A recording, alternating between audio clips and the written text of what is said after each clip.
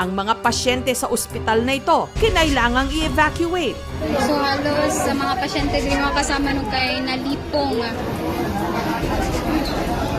Ang harapan naman ng eskwelahang ito, gumuho. Habang ang mga sasakyang nabagsakan ng nasirang gusali na pinsala. Na-videohan din kung paano ang kisame ng mall na ito bumagsak.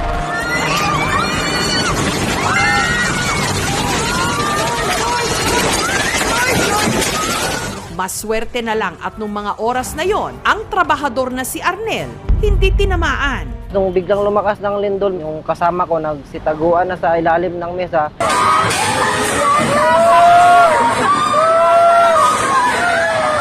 Nakikita ko yung ceiling ng mall, nagbabagsakan.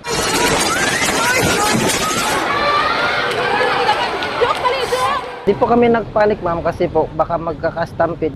Ligtas na nakalabas ng mall si Arnel, pero ang isa niyang kasamahan sa trabaho na si Winnie na naka-assign daw sa 3rd floor, namatay matapos madaganan ng gumuhong pader. Naulila ni Winnie ang mister at 10 taong gulang